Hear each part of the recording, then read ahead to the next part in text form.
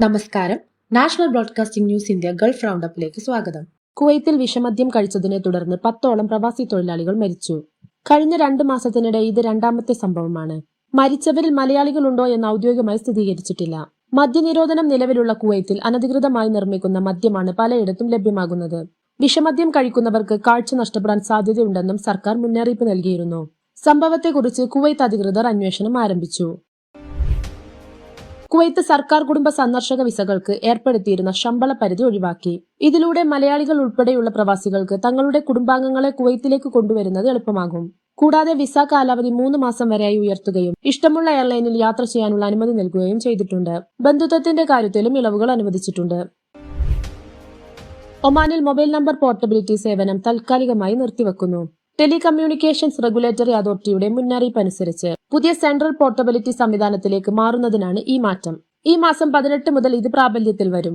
സേവനത്തിന്റെ നിലവാരം മെച്ചപ്പെടുത്തുന്നതിനും ഉപഭോക്താക്കൾക്ക് ഭാവിയിൽ മികച്ച നെറ്റ്വർക്ക് സേവനങ്ങൾ നൽകുന്നതിനും നിലവിലെ നമ്പർ നിലനിർത്തിക്കൊണ്ട് സുഗമമായ മാറ്റം ഉറപ്പാക്കുന്നതിനും വേണ്ടിയാണ് ഈ അപ്ഗ്രേഡേഷൻ.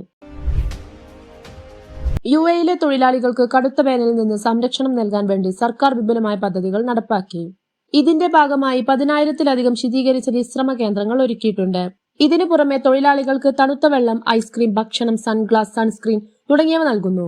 ജൂൺ 15 മുതൽ സെപ്റ്റംബർ 15 വരെ ഉച്ചസമയത്തെ പുറം ജോലികൾക്ക് വിലക്ക് ഏർപ്പെടുത്തിയിട്ടുണ്ട്. കുവൈത്ത് സർക്കാർ നബിദിനത്തിന് പൊതു അവധി പ്രഖ്യാപിച്ചു. സെപ്റ്റംബർ 4-നാണ് അവധി. ഇക്കൊല്ലം തിരുവോണവും നബിദിനവും ഒരു ദിവസം വന്നതിനാൽ സർക്കാർ ഉദ്യോഗസ്ഥരായ മലയാളികൾക്ക് ഇത് ഇരട്ടി മധുരമാണ്. അവധി ദിനം വാരാന്ത്യ അവധിയായ വെള്ളിയാഴ്ചയും ശനിയാഴ്ചയും ചേരുമ്പോൾ സെപ്റ്റംബർ 7-നാണ് ഇനി സർക്കാർ ഓഫീസുകൾ തുറന്നു പ്രവർത്തിക്കുക. മറ്റ് GCC രാജ്യങ്ങൾ നബിദിനത്തിന് അവധി പ്രഖ്യാപിച്ചിട്ടില്ലെന്നും ലേഖനത്തിൽ പറയുന്നു.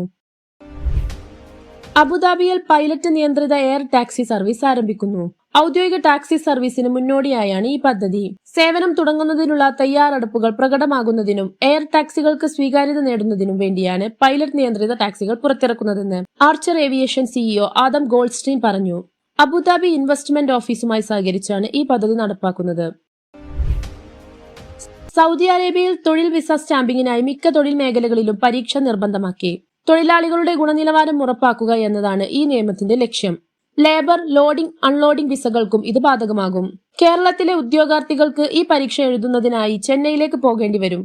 നിലവിൽ ഇലക്ട്രീഷ്യൻ, പ്ലംബർ, വെൽഡർ തുടങ്ങിയ 22 ജോലികൾക്ക് കേരളത്തിൽ പരീക്ഷാ കേന്ദ്രങ്ങളുണ്ട്. പരീക്ഷ വിജയിച്ചാൽ VFS വഴി ബയോമെട്രിക് നടപടികൾ പൂർത്തിയാക്കി വിസ സ്റ്റാമ്പിംഗ് ചെയ്യാം. കൂടുതൽ വാർത്തകൾക്കായി നാഷണൽ ബ്രോഡ്കാസ്റ്റിംഗ് ന്യൂസ് ഇന്ത്യ